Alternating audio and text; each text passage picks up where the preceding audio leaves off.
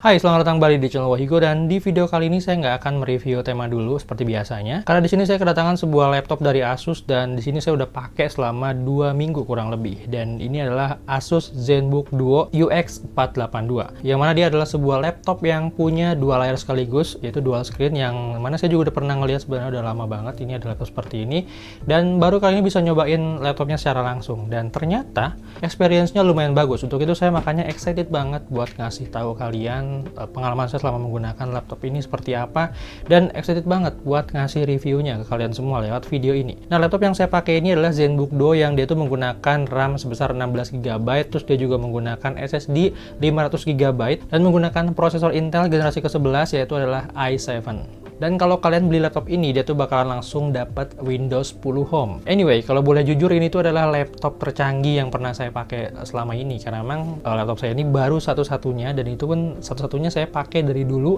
Dari zaman pertama kali saya nge-YouTube sampai sekarang pun masih dipakai, dan itu adalah laptop Lenovo. Sampai sekarang saya masih pakai, dan makanya saya excited banget buat bikinin video reviewnya ini. Nah, di sini tuh kita bakal bagi menjadi beberapa poin. Di antaranya adalah kita akan ngebahas soal desainnya, terus kita juga bakal ngebahas soal layarnya, terus keyboardnya seperti apa, enak atau enggak digunakan, dan kita bakal bahas juga baterainya, performa, dan yang terakhir kita akan kasih kesimpulan sebenarnya laptop ini tuh lebih cocok ke siapa. Oke, kita ngomongin soal desainnya dulu aja. Laptop ini tuh dia punya desain yang cukup elegan, dan buat saya pribadi ini tuh cukup terkesan minimalis. Desain covernya sih biasa aja, sebenarnya masih kayak laptop-laptop Asus pada umumnya. Oh iya, saat kita buka laptopnya, si layar keduanya ini tuh bakal agak terangkat sedikit, jadi biar si view angle-nya itu tetap kelihatan nyaman. Dan karena space-nya ini kemakan sama layar keduanya, makanya keyboardnya ini jadi harus agak diturunin ke bawah lagi. Oke, lanjut ke bagian bawahnya. Di sini tuh kalian bakal nemuin banyak stiker-stiker seperti stiker Windows, Nvidia, dan lain-lain. Mengingat di depan tadi tuh udah penuh space-nya sama keyboard, touchpad, dan layar keduanya. Oh ya, di sini tuh juga ada lubang buat ngeluarin hawa panasnya, dan di bagian atas dan bawahnya juga ada garis hitam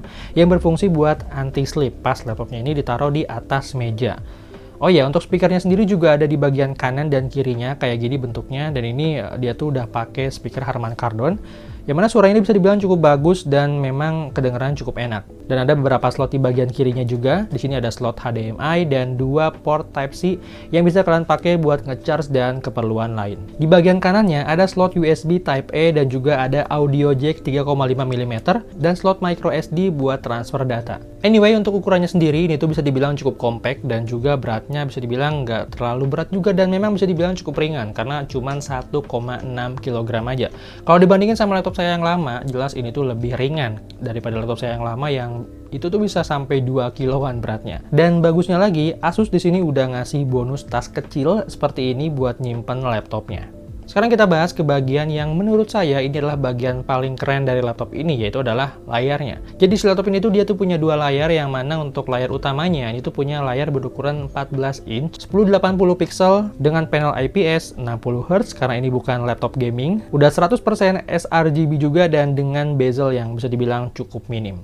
Sementara itu untuk layar keduanya yang Asus sebut sebagai ScreenPad Plus itu punya ukuran 12,65 inci dengan resolusi 1920 x 515 pixel. Masih pakai panel IPS dan udah 100% sRGB juga, dan pastinya refresh rate-nya ini masih di 60 Hz. Dan yang paling terpenting adalah kedua layarnya ini tuh udah touchscreen. Ini mantep banget. Oh ya, anyway, di bagian atas layar utamanya ini juga ada satu kamera dengan resolusi 720p 30 fps dan didampingi juga dengan infrared sensor buat ngedeteksi wajah kalian. Dan laptop ini juga udah support Windows Hello, jadi buat ngebuka kuncinya ini, layar ini cukup dihadapkan aja dengan muka kalian kedipin aja, nanti dia bakal langsung kebuka. Ini keren banget. Anyway, ngomongin soal layar keduanya, ini tuh kepake banget buat kalian yang doyan multitasking, dan ini tuh memang bisa dibilang adalah laptop khusus untuk productivity ya. Karena memang bisa dibilang buat kalian yang suka desain juga ini tuh kepake banget, jadi layar keduanya ini bisa kalian pakai buat ngedesain gitu ya, karena dia juga udah include sama stylus pen-nya, jadi kalian udah dapat dari paket penjualannya atau paket pembeliannya.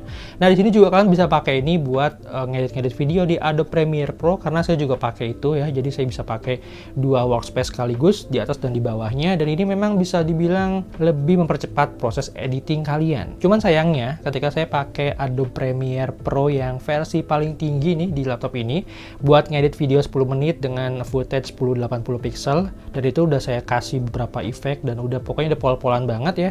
Udah saya pakein beberapa transisi juga, dan akhirnya malah di akhir-akhir itu dia tuh malah nge-lag dan kadang-kadang software Adobe Premiere itu malah crash.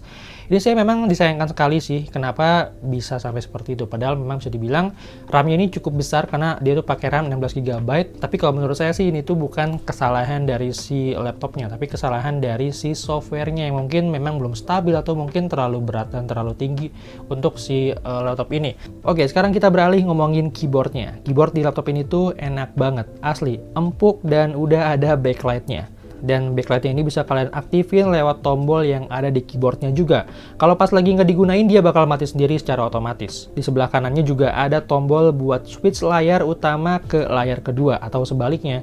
Dan layar keduanya ini juga bisa dimatikan kalau kalian lagi nggak mau pakai tombol yang ada di sebelah kanan ini. Dan touchpad ini juga nyaman-nyaman aja sih sebenarnya. Saya pribadi lebih nyaman pakai touchpad seperti ini ketimbang touchpad yang ada di bagian bawah keyboard seperti laptop yang lain. Oke, sekarang kita beralih ngomongin performanya seperti apa. Anyway, saya pakai laptop ini tuh untuk beberapa kegiatan. Misalnya untuk ngetik script. Yang kedua adalah saya pakai ini untuk main game dan juga untuk ngedit video. Dan software yang saya pakai untuk ngedit video di sini adalah Adobe Premiere Pro versi 2021 atau yang versi tertingginya lah ya bisa dibilang. Nah, untuk hasilnya bagaimana nge-lag atau tidaknya itu tuh udah saya ceritain tadi. Seperti yang saya bilang tadi, dia tuh bakal nge-lag kalau misalnya kita pakai dua layar sekaligus buat ngedit. Jadi mungkin entah RAM-nya atau apanya. Jadi saya tidak merekomendasikan kalian buat ngedit di dua layar sekaligus kalau kalian lagi pakai Adobe Premiere Pro versi yang tertingginya. Apalagi kalau misalkan footage ini 4K. Tapi kalau kalian mau pakai yang tertinggi versi Adobe Premiere Pro yang 2021, mungkin kalian bisa pakai satu layar aja. Nah, sementara itu untuk renderingnya ini bisa dibilang cukup cepat. Jadi saya ini render video 1080 pixel dengan durasi 10 menit ini bisa memakan waktu di bawah 4 menit aja. Ini tuh lebih cepat jauh banget ketimbang laptop jadul yang saya pakai yang bisa sampai 1 jam buat ngerender video. Sekarang kita bahas soal performa gamingnya seperti apa. Saya udah ngetes beberapa game di laptop ini. Di antaranya adalah Genshin Impact, yang kedua juga saya udah nyobain Forza Horizon 4 ya, dan satu lagi adalah Jump Force. Itu adalah sebuah game berat juga. Jadi bisa dibilang semua game yang saya tes di laptop ini adalah semua game-game berat ya bisa dibilang. Nah, untuk game Genshin Impact di sini tuh kalian bisa mainin gamenya dengan settingan tertinggi dan lancar banget di 60 fps. Itu stabil terus tanpa frame drop ya. Jadi buat kalian yang pengen main Genshin Impact di laptop ini lancar banget. Silakan main. Selanjutnya saya juga mainin Forza Horizon 4 di sini dan bisa disetting ke rata kanan, walaupun memang tidak recommended ya, karena pastinya bakal nyiksa laptop kalian juga. Kan ini bukan laptop gaming. Tapi overall game ini tuh lancar banget dimainin dan enjoy banget. Pokoknya tuh kalian yang mau main game berat di sini tuh bisa, walaupun ini tuh bukan laptop gaming. Dan yang terakhir saya juga ngetes satu game lagi di laptop ini, yaitu adalah Jump Force. Game ini bisa dibilang punya grafik yang high class juga, nggak kalah dari Forza Horizon tadi ya. Dan hasilnya game ini tuh bisa dibilang cukup playable dan lancar juga, walaupun memang masih ada beberapa frame drop pas kalian battle.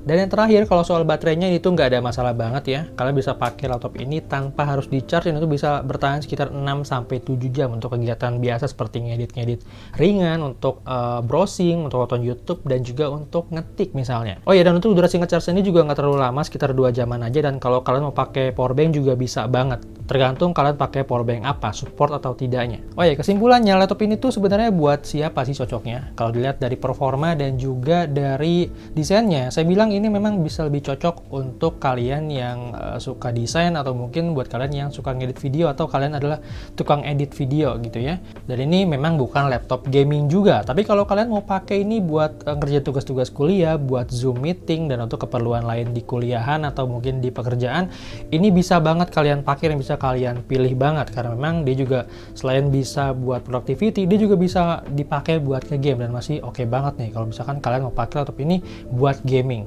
Oh ya, Asus juga sekarang lagi ngadain Incredible Reward Program buat kalian yang udah membeli produk Asus ini di e-commerce. Jangan lupa untuk mereview pembelian kalian di e-commerce tempat kamu membeli, dan kalian juga bisa dapetin hadiah voucher senilai Rp100.000 kalau review kalian memenuhi syarat.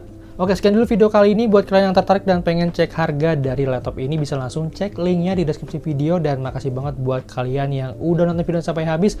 Thank you guys for watching. See you on my next video. I'm Wahyugo. I'm signing out.